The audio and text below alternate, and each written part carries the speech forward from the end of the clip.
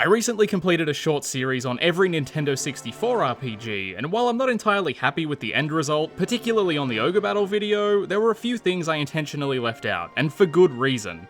The first thing was obviously a few of the Japanese RPGs, as I can't read glorious Nihongo, and I wouldn't want anything to be lost in lack of translation. There's a high chance I'd miscategorize a feature or a mechanic, and I'd rather avoid that situation. The second thing was that I intentionally left out a few games which almost made the cut, but ultimately titles I wouldn't consider role-playing enough for the role-playing club. Yeah, that makes sense. This list included such stellar titles as Gauntlet Legends, Pokemon Stadium, and the sequel, as well as the topic of this video, Hybrid Heaven. Gauntlet Legends was more of an arcade experience with a light RPG sprinkling. Pokemon Stadium had a turn-based combat system, but with none of the progression, agency, or attachment that the handheld titles have, and thus I'd call it a battle simulator with minigames. Hybrid Heaven, however, is a different story. It's a lot closer to an RPG, and even though I don't consider it one, I wouldn't object to someone referring to it as such. I also had a few people ask about whether it would be featured in the series, and I had no good answer as to why it wouldn't outside of my pure definition of the genre. This video should be considered the true final boss of the series, in what I'll dub Hybrid Heaven, the lost Nintendo 64 RPG. Yeah, that's some nice clickbait. Also, spoilers for the 20-year-old game no one cares about. So, Hybrid Heaven is a not-quite RPG in which you combat freakish foes in MMA-style encounters, suplexing your way to the truth regarding an alien facility, an absent president, and a heartbroken lover. Before arriving at the main menu, a cutscene plays which loosely details a plan to kidnap the President of the United States. So, after being briefed, naked Japanese boy gets briefed, waddles down to the train station, and is shot by a big old engine in front of his girlfriend. Wait, shouldn't he have a bow and arrow? The human models here look quite decent for the Nintendo 64, and the textures on the faces and hair are extremely well made. It's clear that they were trying to avoid the typical Nintendo 64 realism featured in games like GoldenEye, and opted for a more simple, almost cartoony look while not going full Nintendo with it. There's a bit of voice acting too, and I'm pleased to say that it's not terrible. Funnily enough, when you don't have to worry about sinking white pigu words to 3-frame mouths or employing Liam O'Brien, the quality of voice acting skyrockets. I mean, it's far from perfect, but given the fact that this dropped in the 90s and it seems somewhat self-aware, I'm willing to give it a pass. In a press conference yesterday, a confident President Weller stated to the media that on the coming 24th, the United States and Russia should be delivering a very Merry Christmas present to the world. Thank you very much. To close the scene out, Japanese boy dissolves into the far plane and Big Engine is wrestled away by what appears to be the Secret Service. He out-wrestles them and escapes to find himself in an underground facility run by aliens and hybrids. Hybrids are ostensibly a mix of human body and alien technology, where the human subject can take on new forms and abilities, and the main character just so happens to be one. This is where it starts getting overly Japanese in terms of plot. You're the big Indian guy from the opening cinematic, Mr. Diaz, and you play through the first third of the game as him. Then it's revealed by a bunch of imprisoned aliens that you're a hybrid, and the real you is a man named Johnny Blank Slater. The aliens return your body to its natural state, setting up the big reveal that the man you mercilessly shot down at the train station was actually a hybridized human with your appearance. Yeah, it's not the most elegant plot by any means, but now we know that the protagonist has a girlfriend on the top side of the alien facility who thinks he's dead, and we're breaking the fuck out. Might even save a president or two on the way up, we'll see. It's quite the interesting premise, but unfortunately they don't end up doing much with it. There's no challenging elements, no sense of character progression, and the only major twist is that you were playing as the wrong person for just a little bit. In a strange twist of fate and a blinding parallel to the events that kicked off the game, the final boss happens to be the real Mr. Diaz, or at least a hybridized version who has a score to settle with Johnny Boy.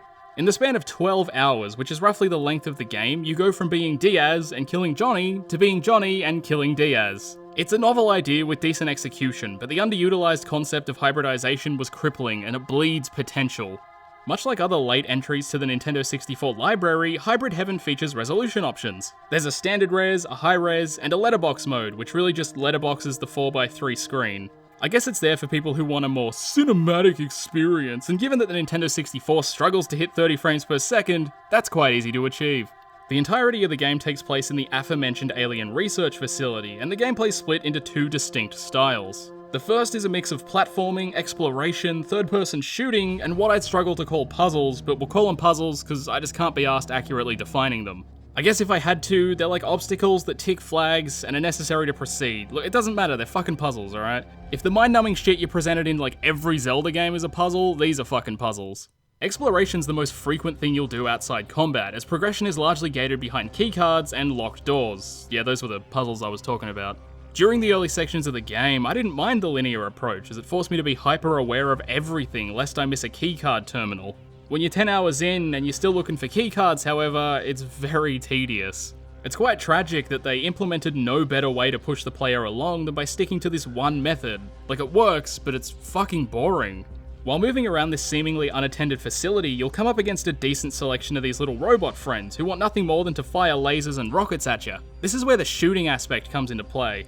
By holding R, you enter a third-person shooting mode, where you're required to loosely line up enemies and fire these cute little green bubbles at them, which cause the wee robots to go down, and much like any good woman, when they go down, it's explosive. The monster's making sexist comments, let's get him! This can often be infuriating, as the major factor incentivizing their destruction is that they can lower your health for the real combat, which can be a pain. The controls for this are quite unresponsive as well, and it's fairly slow to switch in and out of this stance. Outside of that, most of the Wii robots can be stepped around with minimal issue, and that seems to be the best way to go about it. They occasionally drop items, but with the lackluster controls, you'll likely waste a few trying to destroy them anyway. This is even worse in later stages, where they're positioned around instant death pits and knock you toward a quick game over if you take too long to line the suckers up. Due to the camera angle, the depth can be tricky to judge as well, and since the little devils are proximity based, it's objectively better to just move past them, which is the method I generally opted for. Pretty much anytime you fall down a hole, it's game over, and I do like that there are no invisible walls to stop your dumbass throwing yourself off a cliff, but I also hate losing progress, and I like to test things such as invisible walls and death pits. Look, I lost a fair bit of progress testing these boundaries, and I think it speaks volumes that I still came out the other side with a positive view of the game. Granted, it is quite generous with save points, and any substantial progress you make will be fairly easy to claim back, being such a short romp, but it's still a pain in the bum. With the weird turn circle the character has, you can easily find yourself falling to your demise, or just falling off platforms in general. While there isn't much platforming, there's enough to truly detail the limitations of the controls. As I mentioned, movement has a weird turn circle, so making specific adjustments when positioning yourself on any given platform is best done in slight increments. I fell off so many fucking platforms just trying to get Johnny Boy to face the right direction. Now, jumping has two states. There's a running jump and a standing still pussy jump. The running jump has this finicky tendency to bounce you off walls, and very rarely allows you to grab ledges since you're sent flying off whatever surface you just smooched. The pussy jump is very rigid and doesn't allow for much mid-air movement, but Johnny leaps significantly higher and almost always grabs onto a ledge if one's present. About halfway through the story, the platforming just drops off, never to be seen again, and it's certainly not missed, as due to the way the camera works with the frequent use of tight corridors, it's hard enough just to get around. The camera does that Nintendo 64 thing, where it follows closely behind the player whether they like it or not. It also has this nasty habit of getting stuck on terrain and generally being an inconvenience. There are actually some pretty decent controls for it, considering the intended controller only had one stick. If you hold C left and move the analog stick, you can rotate the camera around Johnny. Holding C right will spin the camera around a central anchor point. It's a nice idea, but the way it removes control from the player is crippling, as anytime you'd want to move the camera, you probably can't be standing still for too long anyway. And while the camera's far from perfect, it's definitely made up for with the use of directional sound cues. A majority of the situations where I want the camera to not be focused on the protagonist would be when enemies are charging at me looking for cuddles. When entering any given room, enemies can spawn out of the immediate view range, but if you listen closely, you're given about 3 seconds of directional audio before they actually begin their little tardy charge. Battle priority can shift based on the direction in which you encounter enemies, so having this critical information assigned to a sound cue was a very intelligent decision.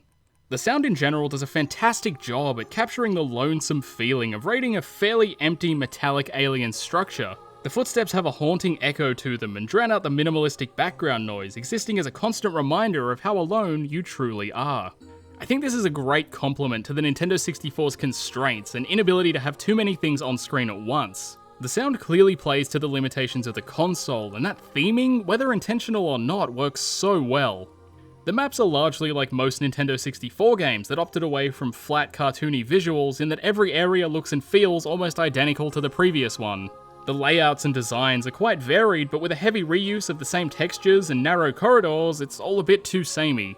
There is some effective usage of environmental storytelling with shattered containers that clearly held hybrids and monstrous experiments, but other than that, there's not a lot on offer visually. Luckily, there's very little revisiting of areas, as Hybrid Heaven is extremely focused on forward motion, and if you do revisit an area, it will not be under the same circumstance as when you traversed it the first time. Alright, so that's all the shit no one cares about. Let's talk about the thing which makes it, like, the most interesting game on the whole fucking system. The combat. We're first introduced to the combat after we let loose a bunch of experiment alien monsters and happen to see one completely evaporate some book learner nerd. Naturally, the only logical thing to do is to suplex that motherfucker until he learns the rules. This is when it goes full MMA. I'm talking punches, kicks, grappling, brain damage, the whole gambit.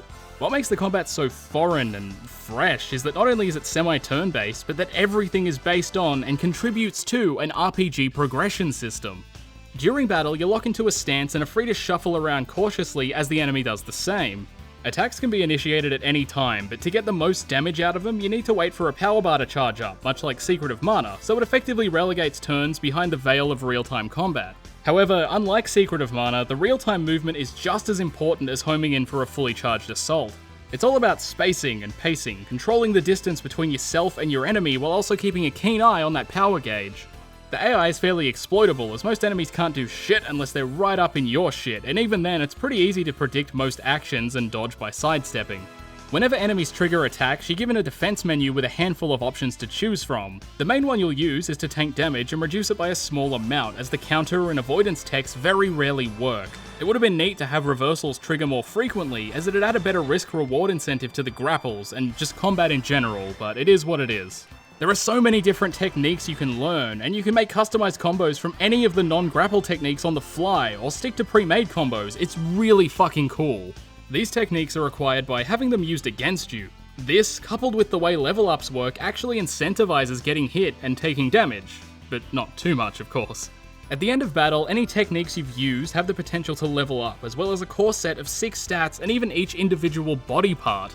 The body parts include the head, the torso, as well as both the arms and legs, and each has a unique level for both offense and defense. It's something I've never seen in a video game before, and I don't know if it exists, but if it does, tell me in what fucking game, because this is really cool.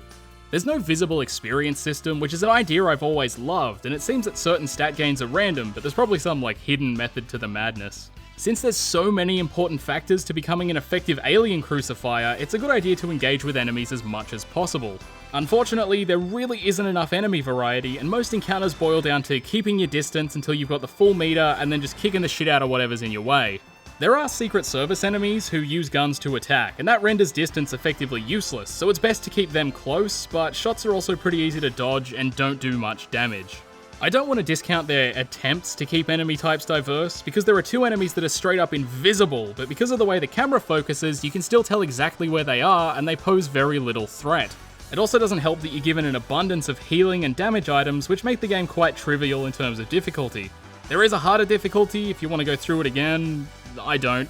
I'm pretty happy with my first playthrough, and I don't think increasing the difficulty will change my opinion in any meaningful way. So that's Hybrid Heaven, easily one of the most unique video games I've ever played and absolutely worth your time. It's got a lot of shortcomings, but let's be honest, the Nintendo 64 didn't have the strongest library, and Hybrid Heaven's one of the few games I think still holds up. Well, that's all I've got to say. What else do you want? Leave! Get out! Fuck are you doing? You're wasting your time. Anyway, thanks for watching.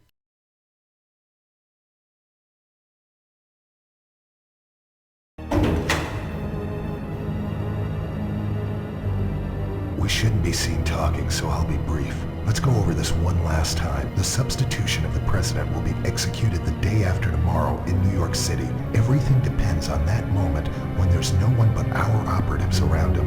If we miss this chance, it will throw off the timetable for the invasion. We can't afford any mistake.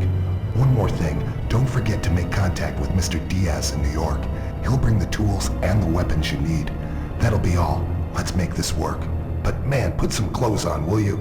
And don't forget to act like a human once you're overground. Come for me, you deplorable.